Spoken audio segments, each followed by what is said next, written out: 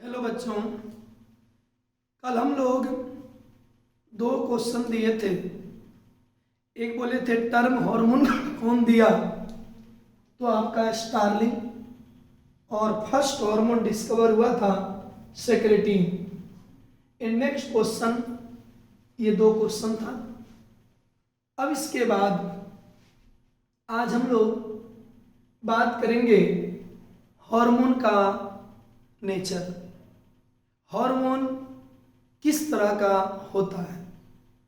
अगर हार्मोन के नेचर की बात करें तो सबसे पहला पॉइंट, हार्मोन जो है ना हमारे बॉडी में स्मॉल क्वांटिटी में रिलीज होता है।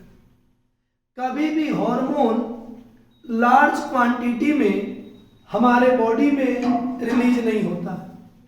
हार्मोन हमेशा स्मॉल क्वांटिटी में, और स्मॉल क्वांटिटी में इसीलिए क्योंकि इसकी रिएक्टिव एबिलिटी बहुत फास्ट होती है।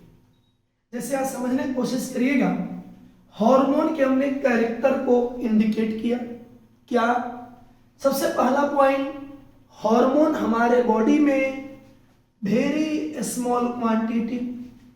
क्यों? बिकॉज हाईली रिएक्टिव सब्सटेंस, ये इतना ज्यादा रिएक्टिव है कि कम होकर के भी क्या कहिएगा, पूरे वर्क को क्या कर लेगा, संभाल लेगा। जैसे डायमंड थोड़ा सा मिल जाए राजा बन जाएंगे। वही चीज है कि आपका हार्मोन थोड़ा आएगा लेकिन मोर इफेक्टिव।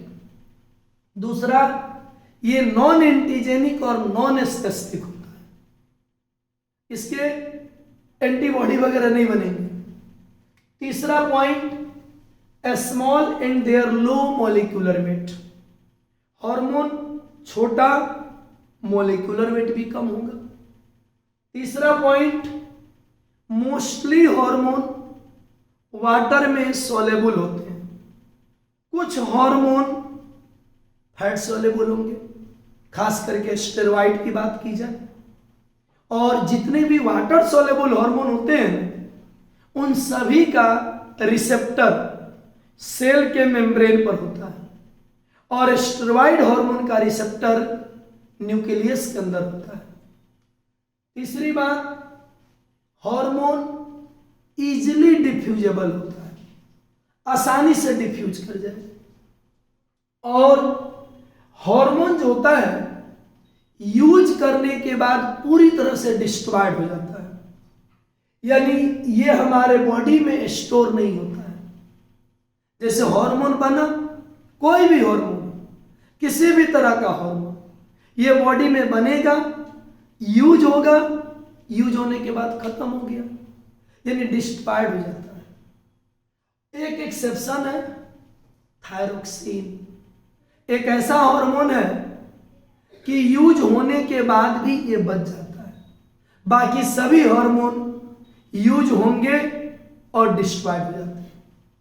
हार्मोन के बारे में बहुत स्पेसिफिक गुण कि हार्मोन जो होता है किसी भी मेटाबॉलिक एक्टिविटी में टारगेट सेल के भाग नहीं लेता है डायरेक्ट, यानी कि usually hormone do not participate किसमें, in the metabolic activity of target cell, लेकिन ये affect and control the activity level of this targets.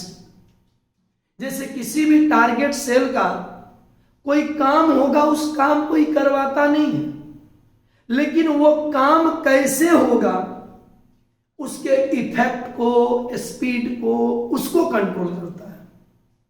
तो हार्मोन के बारे में हम क्या क्या कहेंगे?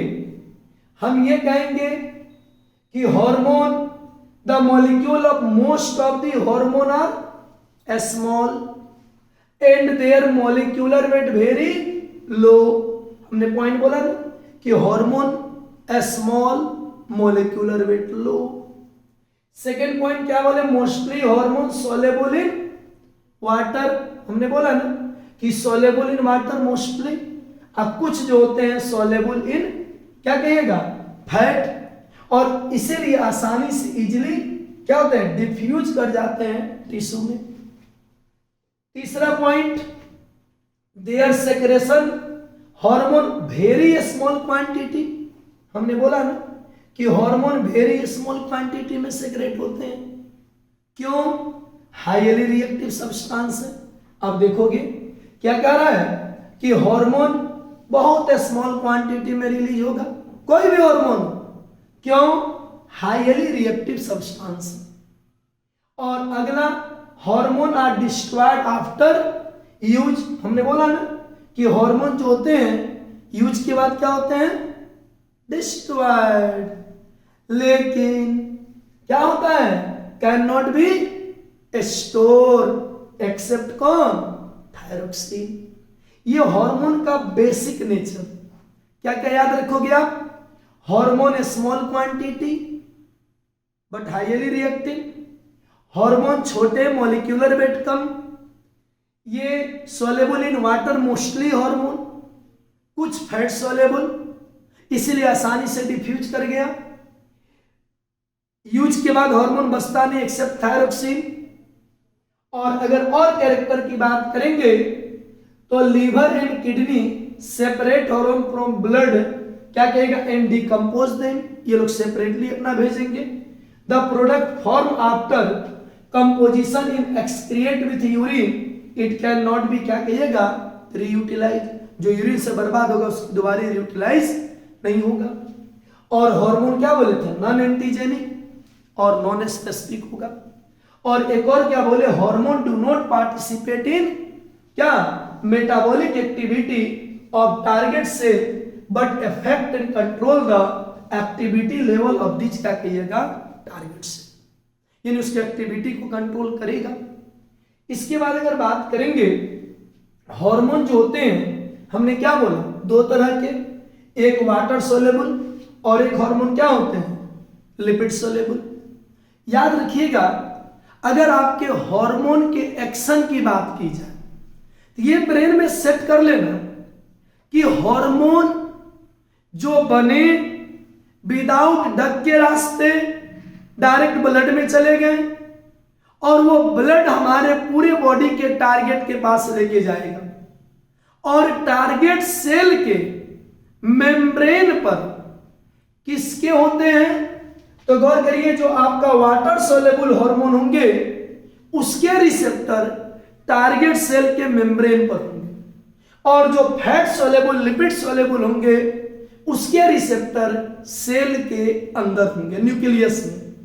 आप यहां बात करोगे तो देखिएगा, ये आपका मेम्ब्रेन है और इधर से ये रिसेप्टर है। हार्मोन आया, ये प्रोटीनस हार्मोन है, इसके रिसेप्टर यहीं पर है और यहां आकर के सेल के अंदर गया, एक्टिविटी को कंट्रोल किया। लेकिन ये अगर लिपिड सोलेबल हार्मोन होता तो उसका रिसेप्टर कहां होता, न्यूक्लियस के अंदर होता।